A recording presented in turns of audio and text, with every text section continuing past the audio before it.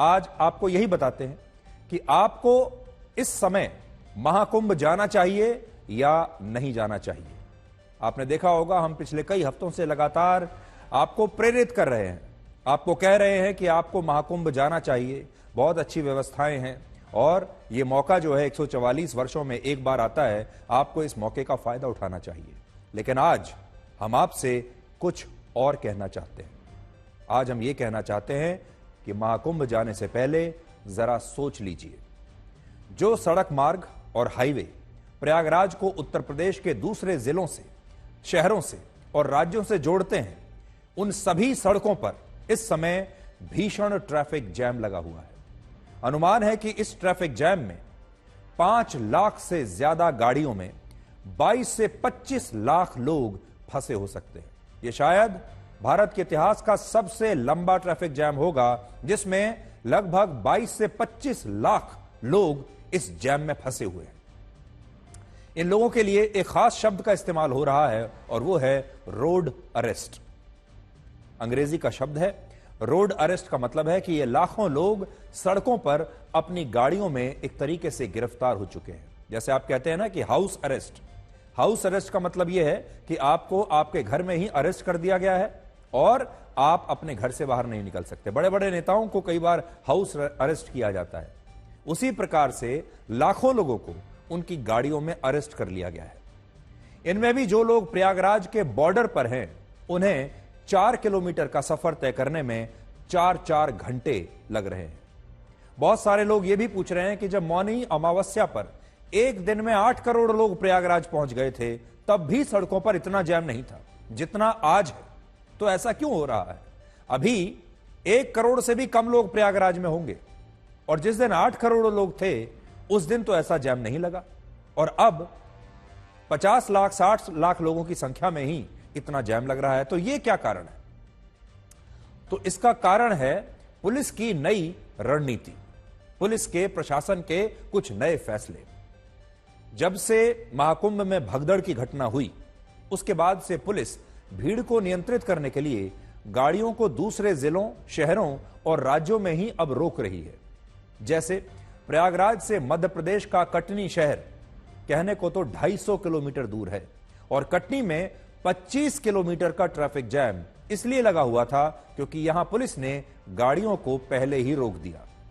इसी तरह कटनी से 100 किलोमीटर पहले जबलपुर में भी पुलिस ने गाड़ियों को रोककर रखा हुआ है और कानपुर और लखनऊ से जो हाईवे प्रयागराज की तरफ जाता है, उस पर भी गाड़ियों को रोक दिया गया है और इन सब सड़कों पर लंबे लंबे ट्रैफिक जैम लगे हुए हैं। अब स्थानीय पुलिस ऐसा इसलिए कर रही है ताकि प्रयागराज में जो गाड़ियां पहुंच चुकी हैं, पहले वो सारी गाड़ियां शहर से वापस निकल जाएं और बाद में धीरे धीरे करके नई गाड़ियों को वहां पर प्रवेश दिया जाएगा। सबसे ज्यादा ट्रैफिक जैम मध्य प्रदेश के जबलपुर, कटनी, सतना और रीवा में लगा हुआ है और इसका कारण यह है कि जो लोग महाराष्ट्र, कर्नाटक, तेलंगाना, छत्तीसगढ़ और मध्य प्रदेश से प्रयागराज जाते हैं, वो सारे लोग इसी सड़क से, इसी रूट से होकर गुजरते हैं। तो ये नक्शे पर आप ये रूट देख लीजिए। मैं बड़े नक्शे पर आपको दिखा देता हूं, देखिए, आपको और ज्यादा बड़े नक्शे पर समझ में आएगा।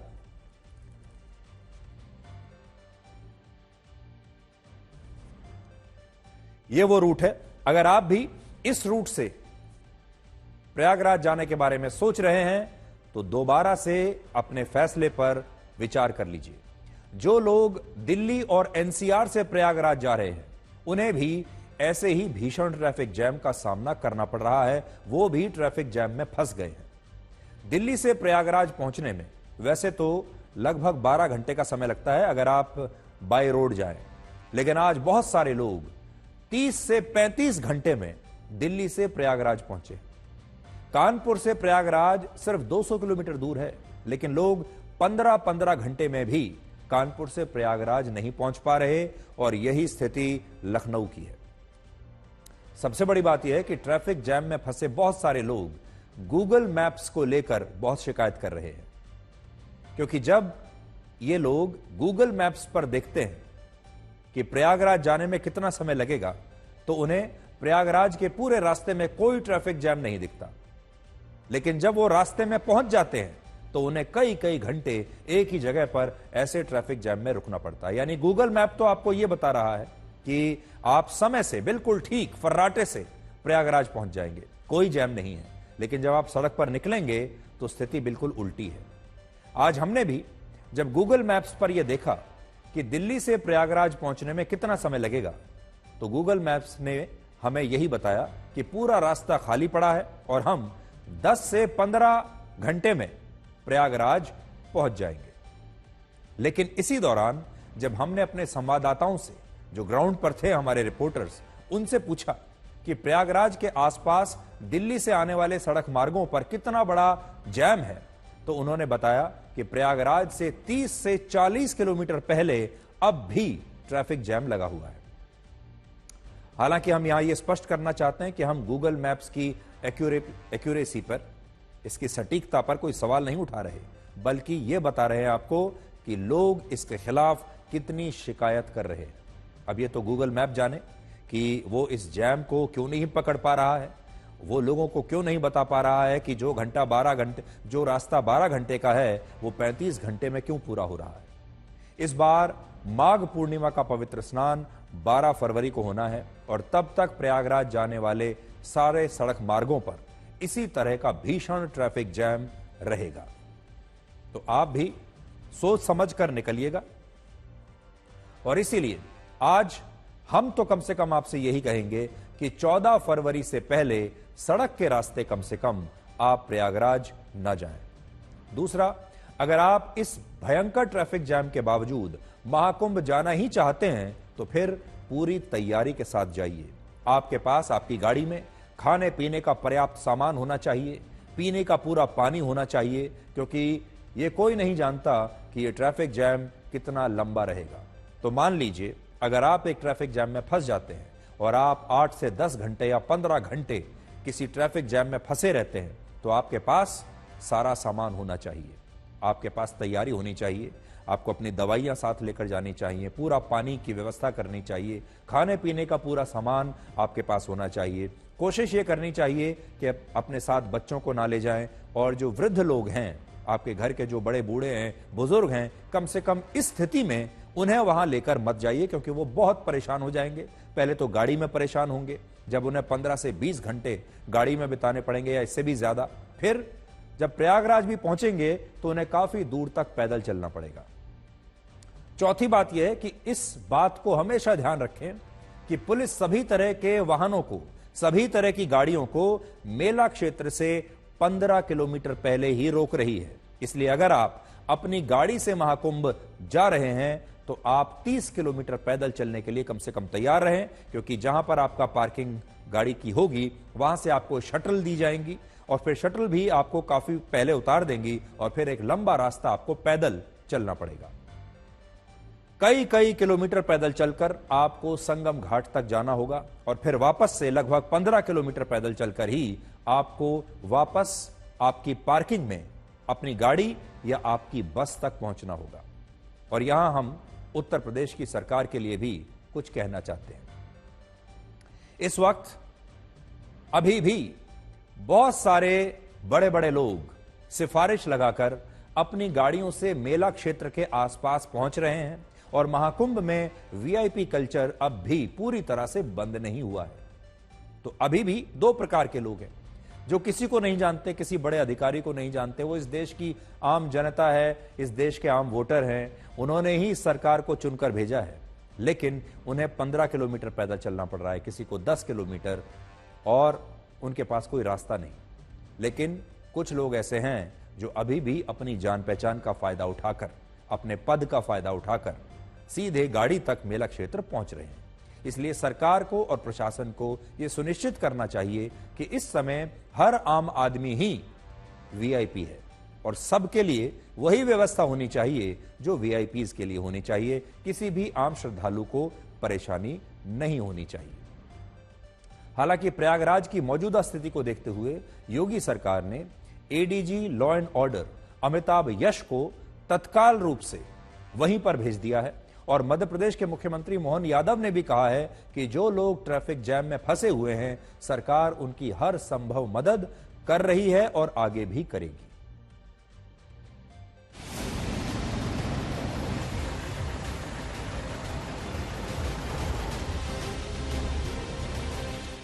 प्रयागराज को जाने वाले सभी रास्ते व्यस्त हैं।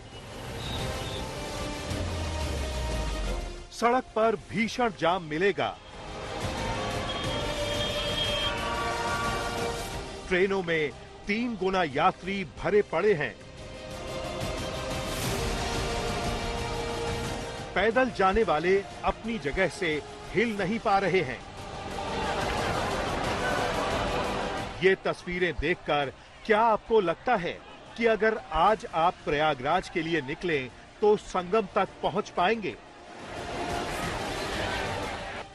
संगम नोस पर स्थिति ये है कि अगर यहां जमीन पर कुछ गिर जाए तो श्रद्धालु उसे उठा नहीं पाएंगे, जगह ही नहीं है। महाकुंभ क्षेत्र संगम पहुंचने वाली जो सड़कें हैं, जो मार्ग हैं, वो खचाखच भक्तों की भीड़ से भर गए हैं। हम इस वक्त टॉप व्यू पर आए हैं आपको दिखाने ये कुछ खास तस्वीरें जो आप देखें और खुद निर्णय लें कि आपको महाकुंभ किस वक्त आना है। वहां पर इतनी जगह भी नहीं है कि कोई इंसान सही से चल पाए। पिछले 3 दिनों में प्रयागराज में 15 लाख गाड़ियां पहुंच चुकी हैं। लाखों वाहन शहर तक आने वाले 7 प्रमुख रास्तों पर कई घंटों से खड़े हुए हैं। हालात ये हैं कि प्रयागराज आने वाली हर मुख्य सड़क पर 20 से 30 किलोमीटर लंबा जाम है। लखनऊ से प्रयागराज 200 किलोमीटर दूर है, लेकिन इस पर आपको 20 से 30 किलोमीटर लंबा जाम मिल सकता है। 5 घंटे की यात्रा में 15 से 20 घंटे लग रहे हैं। जौनपुर से प्रयागराज 100 किलोमीटर दूर है, लेकिन इस पर आपको 15 से 20 किलोमीटर लंबा जाम मिल सकता है। इस यात्रा में 10 से 15 घंटे लग रहे हैं। वाराणसी रूट पर 15 से 20 किलोमीटर लंबा जाम मिल सकता है। 120 किलोमीटर की दूरी तय करने में 15 से 20 घंटे लग रहे हैं। मिर्जापुर रूट पर 10 से 15 किलोमीटर लंबा जाम मिल सकता है। 100 किलोमीटर की यात्रा में आपको 10 से 15 घंटे लग सकते हैं।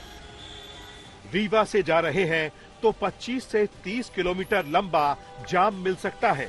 130 किलोमीटर की इस यात्रा में 20 से 24 घंटे तक लग रहे हैं। कौशाम्बी रूट पर 8 से 10 किलोमीटर लंबा जाम है। 60 किलोमीटर की इस यात्रा में आपको 10 घंटे लग सकते हैं। चित्रकूट से प्रयागराज 120 किलोमीटर है। इस पर 10 से 15 किलोमीटर लंबा जाम लगा हुआ है। लोगों को 10 से 15 घंटे लग रहे हैं। 300 किलोमीटर की लंबी लाइन और जाम लगा हुआ है। लोग गाड़ियों में हैं, बसों में हैं, अपने साधन से आए हैं। जो लोग स्नान करने जाना चाहते हैं त्रिवेणी पे, वो पहुंच नहीं पा रहे हैं। व्यवस्थाएं जो बनानी चाहिए थे वो व्यवस्थाएं इस सरकार ने बिगाड़ दी। मुख्यमंत्री जी ने खुद बिगाड़ी हैं। सड़क पर जाम की स्थिति को देखकर पुलिसकर्मी प्रयागराज से 100 से 200 किलोमीटर पहले ही श्रद्धालुओं को रोककर वापस जाने की सलाह दे रहे हैं। आगे बिल्कुल नहीं जाइए, क्योंकि टोल के बाद से बहुत ज्यादा भीड़ इकट्ठी हो चुकी है। तो पुलिस आपको यहाँ रोककर यही समझाइश दे रही है कि कृपया करके घर वापस चले जाइए। इस रोड पे काफी ट्रैफिक है, बहुत सारी गाड़ियां इस रोड पे जा रही है। इसके कारण रोड पे प्रेशर बहुत ज्यादा क्रिएट हो गया है और आगे कई जगह जो है जाम की स्थिति बनी हुई है। इसी कारण से अभी यहाँ पे पब्लिक को हम लोगों ने एहतियात के तौर पे रोका है कि आगे प्रेशर ज्यादा क्रिएट ना हो। साथ ही जैसे इससे आगे से रिलीज होता जाएगा प्रेशर, हम इनको धीरे धीरे यहाँ से रवाना करते रहेंगे। श्रद्धालुओं को जाम की स्थिति का अंदाजा नहीं है, इसीलिए कई लोगों में व्यवस्था को लेकर नाराजगी है। ऐसे बोला जा रहा है कि सरकार का व्यवस्था तो वैसे कुछ दिख नहीं रहा है। और बोल रही थी यूपी सरकार कि हमने पूरी व्यवस्था कर रखी है। ये व्यवस्था है, लास्ट 4 घंटे से खड़े हैं।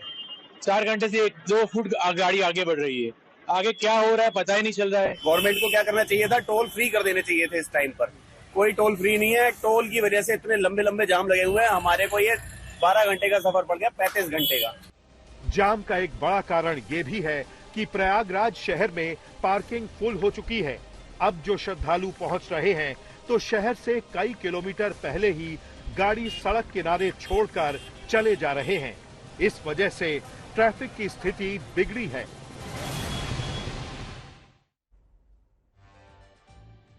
इस रिपोर्ट को आपको दिखाने के बाद हम तो आपसे बस यही कहेंगे कि महाकुंभ के रूट की सभी लाइनें इस समय व्यस्त हैं।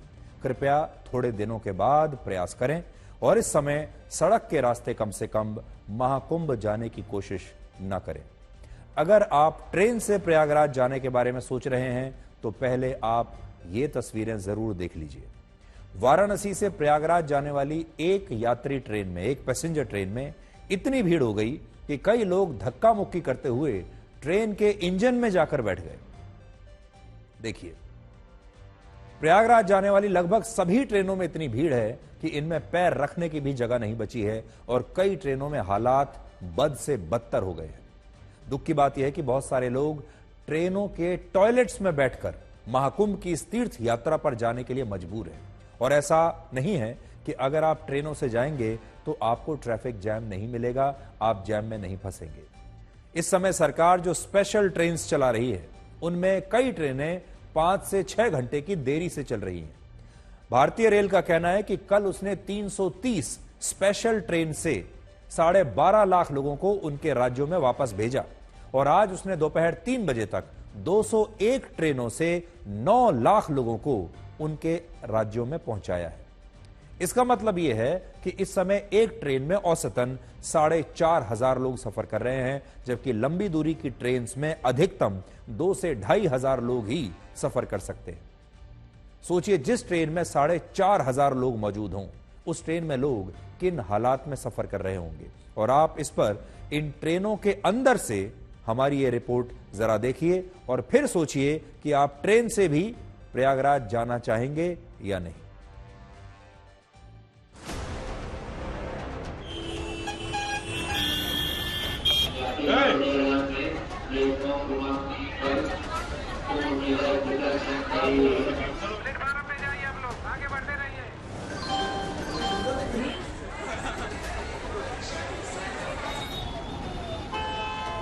अगर आप सोच रहे हैं कि सड़क से प्रयागराज जाना मुश्किल है, ट्रेन से चले जाएंगे, तो ये तस्वीरें देख लीजिए।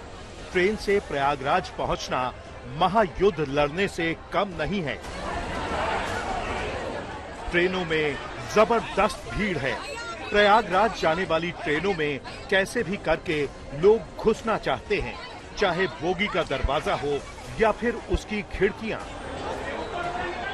कुछ कुली तो खिड़कियों में बैठाने के लिए 1,000 रुपए तक चार्ज करने लगे हैं। टिकट है या नहीं, इसके बारे में न कोई पूछने वाला है न बताने वाला। एसी, स्लीपर और जनरल सब एक हो चुका है।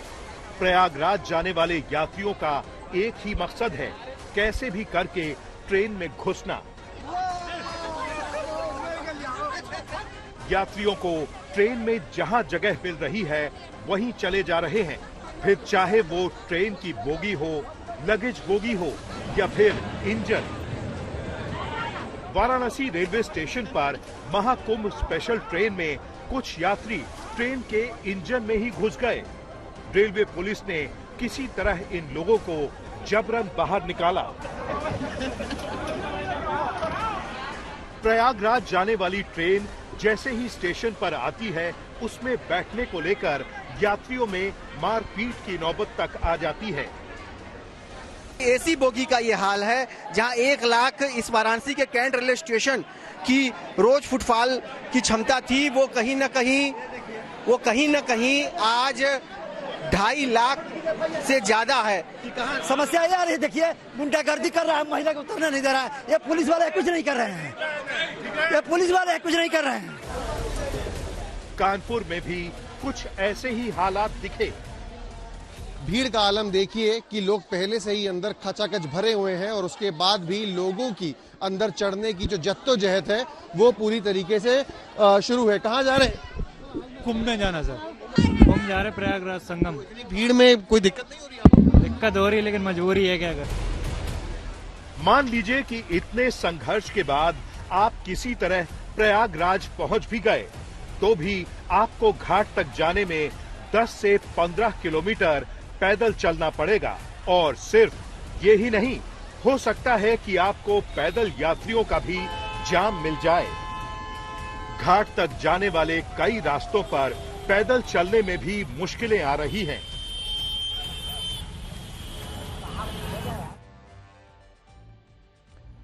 रेलवे का कहना है कि वो लोगों की सुविधा के लिए 3000 स्पेशल ट्रेन चला रही है, लेकिन लोग शिकायत कर रहे हैं कि इनमें से कई ट्रेनें असल में सिर्फ खड़ी हुई हैं। इनमें एक ट्रेन को लेकर एक यात्री ने सोशल मीडिया पर शिकायत की और कहा कि ये ट्रेन 3 घंटे से एक ही जगह पर खड़ी है, जिस पर रेलवे ने कहा कि ये ट्रेन देरी से आई थी, जिसके कारण मेंटेनेंस की वजह से इसे हॉल्ट पर रखा गया था।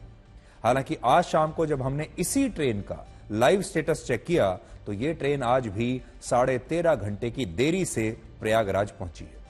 कुछ लोग ये भी दावा कर रहे हैं कि रेलवे ने भीड़ के कारण प्रयागराज जंक्शन स्टेशन को बंद कर दिया है, लेकिन यह असल में एक फेक न्यूज है। रेल मंत्री अश्विनी वैष्णव ने कहा है कि रेलवे ट्रेन से आने वाले सभी श्रद्धालुओं के लिए युद्ध स्तर पर काम कर रहा है और यात्रियों की सभी सुविधाओं का ध्यान रखा जा रहा है। प्रयागराज महाकुंभ के अवसर पर 8 स्टेशन पे बहुत अच्छे से रेलवे का व्यवस्थित तरीके से काम चल रहा है। राज्य प्रशासन के साथ, मेला प्रशासन के साथ मिलके एकदम कोऑर्डिनेटेड वे में चल रहा है। कल प्रयागराज जंक्शन से 330 गाड़ियां निकली है और आज भी बहुत ही व्यवस्थित तरीके से चल रहा है। जैसा आपने वॉर रूम के इसमें देखेंगे, कहीं पे कोई दिक्कत नहीं है। अगर कहीं पे कोई र्यूमर्स फैलाने की कोशिश करे तो उसको नहीं सुनना है, उस पर ध्यान नहीं देना है। सब कुछ व्यवस्थित तरीके से चल रहा है। आज बड़ा सवाल यह है कि क्या इस भीड़ को देखते हुए महाकुंभ के आयोजन को कुछ दिनों के लिए और बढ़ाया जा सकता है, ताकि अगर इसका समय सीमा और बढ़ा दी जाए तो बाकी के जो लोग हैं वो भी आकर स्नान कर सकते हैं। क्या इसे बढ़ाया जा सकता है? तो इसका जवाब है नहीं बढ़ाया जा सकता। आधिकारिक रूप से कुंभ मेले की तिथियां कभी भी बढ़ाई नहीं जा सकती, क्योंकि ये तिथियां ज्योतिषीय गणनाओं पर आधारित होती हैं, जिन्हें बदला नहीं जा सकता। हालांकि व्यवहारिक रूप से ऐसी स्थिति में कई बार व्यवस्थाओं को कुछ समय के लिए जारी रखा जाता है और जब कुंभ के आयोजन में भीड़ बहुत ज्यादा हो जाती है तब इस तरह के कदम उठाए जाते हैं। एक उदाहरण आपको देता हूं।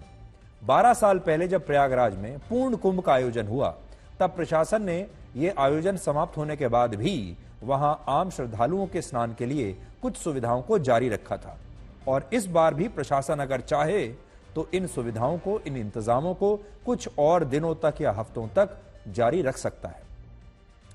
इस बार महाकुंभ का आयोजन 45 दिनों तक चलेगा और ये 26 फरवरी को समाप्त हो जाएगा। तो तिथि आप याद रखिएगा, आपके पास समय है 26 फरवरी तक और 26 फरवरी में अब भी 16 दिन बचे हुए हैं।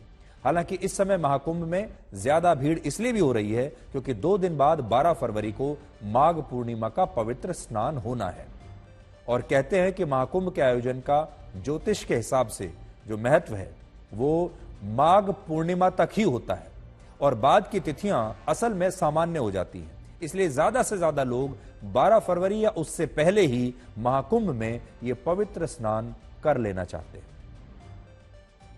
सरकार का अनुमान था कि 45 दिनों के महाकुंभ में 45 करोड़ लोग स्नान करेंगे, लेकिन 29 दिनों में ही ये 45 करोड़ का आंकड़ा पार हो गया। आज 1 करोड़ 10 लाख लोगों ने प्रयागराज की त्रिवेणी में स्नान किया है और अब तक कुल मिलाकर 44 करोड़ 67 लाख लोग महाकुंभ में आ चुके हैं और हो सकता है कि जब मैं आपको यह खबर सुना रहा हूं तब तक 45 करोड़ का आंकड़ा पार हो चुका हो। यह भारत का एक नया वर्ल्ड रिकॉर्ड है जिसे अब आगे भविष्य में सिर्फ भारत और भारत के लोग ही तोड़ सकते हैं।